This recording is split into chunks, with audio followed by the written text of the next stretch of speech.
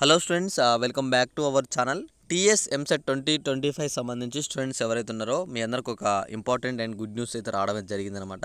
Counselling సంబంధించి చాలా వరకు స్టూడెంట్స్ అయితే వెయిట్ చేస్తున్నారనమాట. అసలు కౌన్సిలింగ్స్ ఎప్పుడు స్టార్ట్ అవుతున్నాయి, స్లాట్ బుకింగ్ ఎలా చేసుకోవాలి, రిజిస్ట్రేషన్ ఎలా చేయాలి, అసలు వెబ్ ఆప్షన్స్ ఎలా పెట్టాలి అని చెప్పేసి చాలా వరకు స్టూడెంట్స్ నాకు మెసేజ్ చేస్తున్నారు.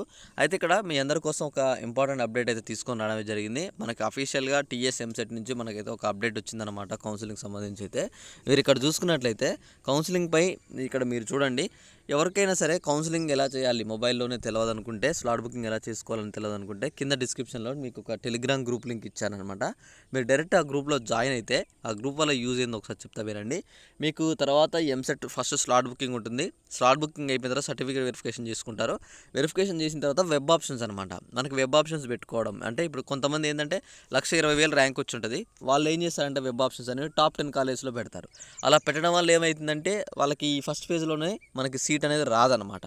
సో ఇలా 1,20,000, 1,30,000, 50,000, 60,000 వచ్చిన వాళ్ళు ఏ కాలేజ్ పెట్టుకుంటే వాళ్ళకి వస్తుంది. అంటే ఇక్కడ నేను చెప్పేది ఏంటంటే, మీ ర్యాంక్ వైజ్గా కాలేజెస్ అనేవి నేనే సెండ్ చేస్తాను.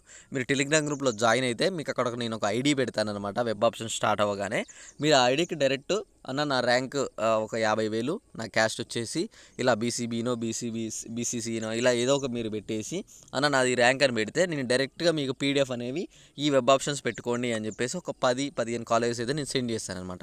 మీరు డైరెక్ట్ వెబ్ ఆప్షన్స్కి వెళ్ళి ఆ కాలేజ్ పెట్టుకొని ఆ కాలేజ్లో మీకు ఏ గ్రూప్ కావాలో, సిఎస్సి పెట్టాలనుకుంటున్నారా, త్రిబుల్ ఈ పెట్టాలనుకుంటున్నారా, ఏఐ పెట్టాలనుకుంటున్నారా, ఏ పెట్టుకోవాలనుకుంటున్నారో డైరెక్ట్ మీరు అది పెట్టేసుకుంటే మీకు డైరెక్ట్ ఆ కాలేజ్లో సీట్ రావడం అయితే జరుగుతుందన్నమాట. సో ఫస్ట్ ఫేజ్లోనే డైరెక్ట్ సీట్ వచ్చేస్తుంది, మీకు ఏం క్యాన్సిల్ కాకుండా. ఒకవేళ ఫస్ట్ ఫేజ్లో కూడా రాని వాళ్ళు ఎవరైనా ఉంటే సరే వాళ్ళకి నేను నెక్స్ట్ సెకండ్ ఫేజ్కి ఇంకొన్ని మంచి కాలేజెస్ అయితే సెండ్ చేశాను అనమాట. మ్యాక్సిమం నేను పెట్టిన కాలేజెస్ అయితే వస్తాయి.